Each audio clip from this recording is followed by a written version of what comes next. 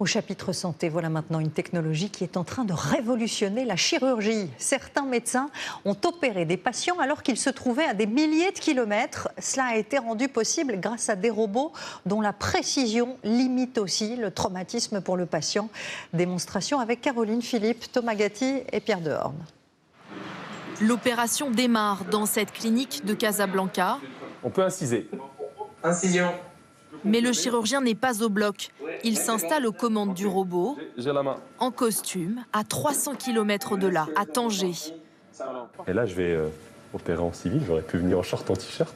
Pourtant, c'est bien depuis cette salle qu'il va retirer la prostate cancéreuse de son patient avec ce robot et ses 4 bras articulés d'une valeur de plus de 2 millions d'euros. Et moi, là, je suis en train de faire bouger le robot à distance. Et c'est complètement intuitif. Là, je suis en immersion dans le corps du patient, dans l'abdomen. Grâce à des images en 3 dimensions et avec ses manettes et pédales, il manipule les instruments positionnés dans le corps. Ciseaux, pinces, caméra. C'est parfait. J'ai presque pas de latence, en fait, comme si j'étais à côté. 18 millisecondes de délai entre les deux villes, un décalage infime, imperceptible par le cerveau. En fait, ça doit être assez troublant sur place de voir le robot bouger tout seul. N'est-ce pas, Oscar? Ouais. Mais par sécurité, un chirurgien formé à l'utilisation de ce robot se tient prêt à reprendre le contrôle dans le bloc opératoire. Attends, enlève ton aspirateur. Les deux médecins communiquent grâce à un micro, un écran et une connexion par fibre optique sécurisée entre les deux hôpitaux. Après plus de 2h30 d'intervention, c'est le soulagement. La prostate du patient est retirée. C'est un travail d'équipe. C'est toute l'équipe en fait qui a participé à ça. Moi, je n'ai fait qu'opérer, entre guillemets. Un savoir-faire précieux, car au Maroc, c'est l'un des seuls chirurgiens à maîtriser ce robot très précis qui laisse beaucoup moins de séquelles qu'une opération classique.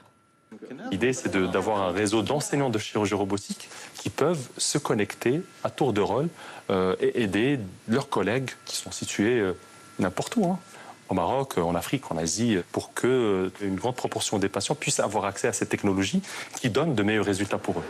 En effet, le lendemain, son patient s'apprête déjà à rentrer chez lui. Sa fille Ouda est à son chevet. C'est moins invasif et il va pouvoir continuer son activité quotidienne. Il est sportif, il est actif, donc on est rassuré qu'il va pouvoir continuer à vivre sa vie normale après la chirurgie. Pour aider les chirurgiens marocains à se former, des Français pourraient partager leurs compétences, comme le docteur Gaston, l'un des pontes de la chirurgie robotique en France. Lui aussi s'essaye à la longue distance.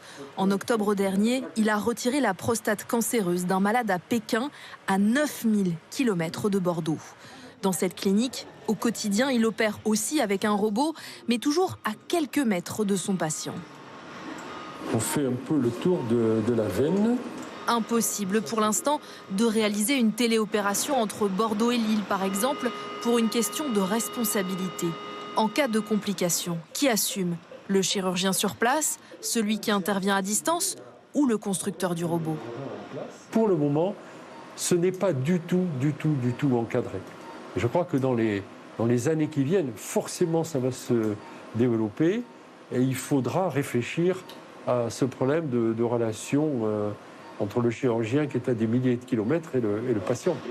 D'autres opérations à distance ont eu lieu cet été, entre la France et le Japon, l'Inde ou encore la Chine.